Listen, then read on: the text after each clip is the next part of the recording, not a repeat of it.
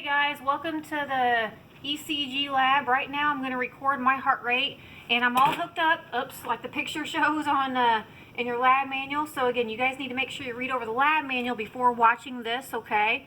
So anyway, I need to sit real still to get a good recording.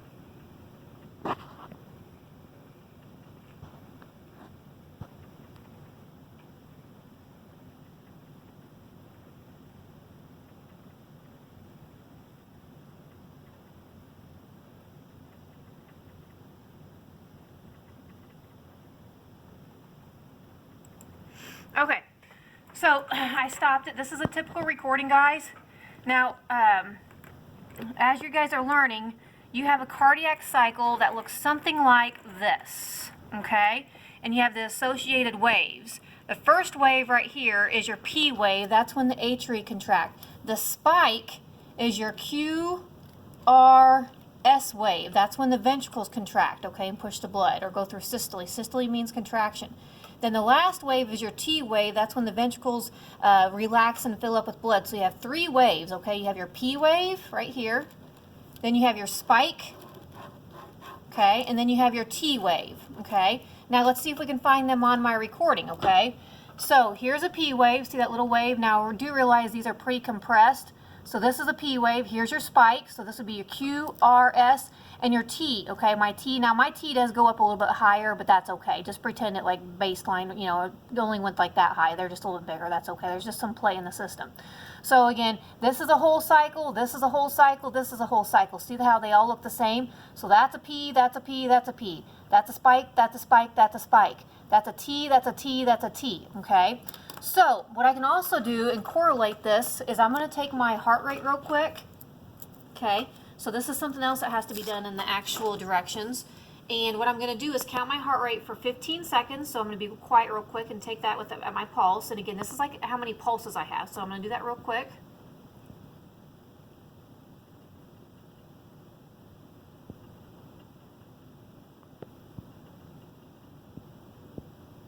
Okay, so I got 13 pulses in 15 seconds. So I need to take 13 times 4. And when I do that, again, I get 62, okay? Oh, did I do my math wrong? 2, 1, 4, no, 52. I'm bad, sorry. So again, we'll just go ahead and say between 52 and 60 is what I got, okay? Again, I don't think I exactly did 15 seconds, but that's okay. So let's just go ahead and say 60 is what I got, okay? So 60 pulses, that's gonna be this is my heart rate, okay? That's my heart rate. HR stands for heart rate, okay? And sorry about the math situation. I was going to say, wait a minute, that's not right quite a bit, because I knew I didn't do enough. Again, I didn't get a high enough number for 15 seconds. So anyway, we're just going to pretend I did it for a little bit longer, and I got 60 pulses, okay? So to see how many it is actually, we can look at my recording, and I'm going to record or put between my cursors exactly 6 seconds, okay? So you guys probably remember doing this from the class. So I'm going to move my cursor so I have exactly 6 seconds or close to it. Which I have 5, all right now I have exactly 6, okay? So what I'm going to do is count my cycles. So here's 1 cycle, here's 2 cycles, here's 3 cycles, 4 cycles, 5 cycles, 6 cycles, 7 cycles. I'd say about 7.5, give or take. We'll just go ahead and say 7 just to be easy, okay? So there are 7 complete cycles. So what I'm going to do is take 7 times 10, okay, and I get 70, okay? So that's pretty darn close with my heart rate, okay? So again, the heart rate again is actually the pulses, where my cycles, again, this is actually all the cardiac cycles. That's pretty close, okay? Now again, remember earlier I kind of fudged a little bit on the 15 seconds. So again, we could go ahead and say that's pretty darn close, okay? 60 versus 70. All right, so you guys can see those results there, and that's actually at rest, okay? I'm going to do a recording later after I exercise. Now, something else that we need to look at is actually the actual time your heart spends in systole, and that's where you're going to measure, again, down here, again, look at my drawing real quick, from the R to the T, okay? So again, on average, this is the time frame your heart's actually contracting and pushing out blood, and that's called systole, and that should take around 0.3 seconds. Now let's go ahead and see if mine's that, okay? So I'm going to take my cursors and I'm going to put it between put the first cursor at the top of the R, again at the top of the spike, and that's kind of touchy. Okay, that's close enough. Oh, that's right on. And then I'm going to put it at the top of the T. And again, it should be close to 0.3, and I wound up getting 0.222. That's my results. Okay, my time my heart spins in systole is 0.2 seconds there. Now diastole, okay, come back down here. Diastole is going to be from your from your T to the next R, okay? So again, if I drew another cycle right here, there's my P, here's my spike, okay? And then there's my T. But again, I need from T, which is right here, to my R, and this is when the heart's going through diastole and filling up with blood, and that should take longer, and that's around 0.5 seconds, okay?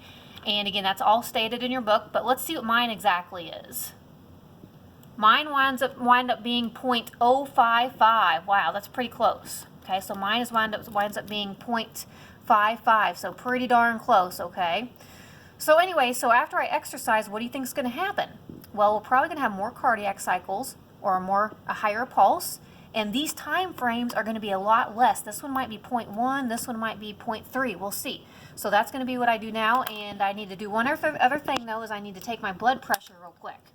So, sorry if the camera gets moved around a little bit as I do this, but we're going to take blood pressure, and Caleb's helping me right now, and I need to get this going. So, did you stop it? Okay, guys, so what we're going to do now is take my blood pressure at rest, and it's kind of finagled a little bit here, but we'll figure it out. So what I'm going to do is I got the blood pressure cuff on, and Savannah's got the stethoscope on, and you guys can see that I have the stethoscope right here at the brachial artery, because I'm going to pump the blood pressure up to about 140 to 160, somewhere in there, and that's going to block the flow of blood through my brachial artery, okay? So I'm going to pump it up.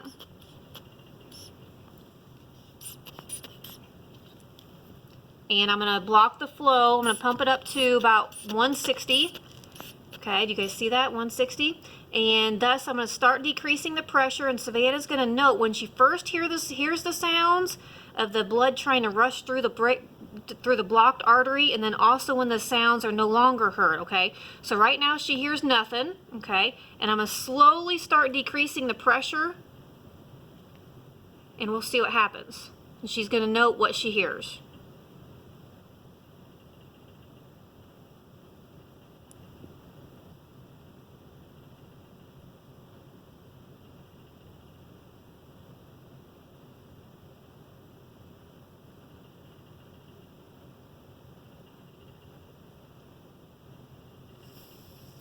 Okay, so what was going on there, guys, is that this was pumped up so much that blood could not flow through my brachial artery, and it's kind of like a kinked water hose, okay? So again, it's kinked. But then as I slowly decrease the pressure, then blood can start rushing through, but it's like every time my heart beats, it's like gush, gush, gush. It's trying to get through that kinked water hose, and again, that's what she's listening to, the sounds. So when she first hears the sounds, which was around, what was the top number? 110. 110.